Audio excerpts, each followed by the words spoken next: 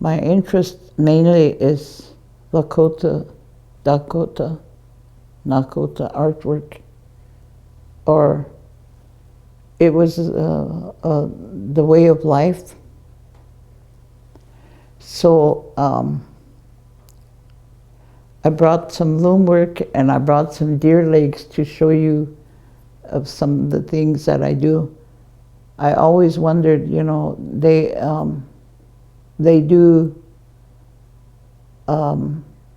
always talk about how the Native American uses every part of the buffalo or the deer, the animal. And I've seen some really good things in my life. Somebody made some gloves. They beat it, all this was beat it, just had a floral design. And then they had rabbit skin here, the length of the cuff, you know. Really neat. And then this lady came to me and she said, I gotta show you something. And here she brought me this little purse and it was made out of deer legs. Now I can look at anything and I can reproduce it of the native, you know, see how it's put together. And so I looked at those and it was made of canvas. It had a canvas bag in it. All hand stitched. Everything was hand stitched. So I took these deer legs and I started saving deer legs. And I started making cloth bags to fit in there, you know, but now we got this real beautiful material, quilted material and print, you know, different. So I made some with some prints, and I made some with white leather. In my mind, I could see this. After I learned how to put that bag together, in my mind, I could see this.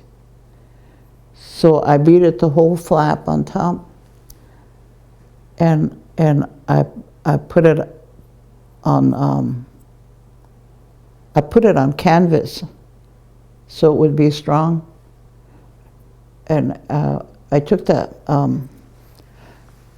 No, not this one here. I took and I put a cloth on her, and I sewed it on. And there's just, you got to put a bias around so you could sew it on. And I finished it, and then I found out how to make a handle. I lazy stitched a strip. I wrapped it around a cord, and I put it around a cord so it's all stitched in. And I attached it to that. So I finished my bag. So they said, what price would I put that on? I said, about $240. Because in order for this purse to be done, I had to cure the hides for a year. You leave them set for a whole year. So because those dew claws in those there could rot, or the bugs could get in them and that. So I had to make sure that, you know, that didn't happen. So I made I had to wait a whole year before I sewed that together. So that's how long it takes for each bag to get done. So I thought 240, that doesn't sound so bad. And so I made 2 of them. After that, since that, I made several different ones with cloth. The cloth ones are like 125 because of the, you know, I have to wait. And then I have to design how I'm going to put that cloth in there. And in my life, I've come across a time when I wanted to do porcupine work.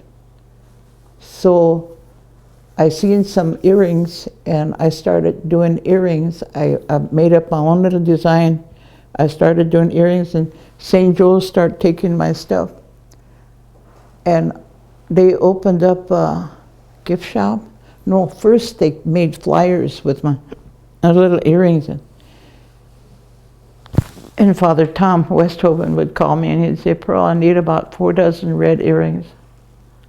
So I had my children working with me, and we would take all these porcupine quills off the animal, sort them out, and then my little boys, they're big boys now, they would sort them out, you know, the big quills from the small, and get them all different size. And I would wash them. I would take a gallon jar and put them all in there and put some hot water or warm water and soap and a dash of Clorox. Then I would swish that around, and I'd wash all the quills out. Then I found out that it was easier to cut them when they were wet, so then I would cut all the black tips off. Then I would sew them. I would measure them and I'd cut them. Then I taught my two daughters how to do the top part of the earring, and then I would finish them. It was a good system because we made 10,000. Whatever I made, they sold. I got $6 for a pair of earrings, and they got six. They sold them for $12.98. So they got more than 100% of what I made for them, which helped make that big building they got up there. That's where that money went, toward that big building.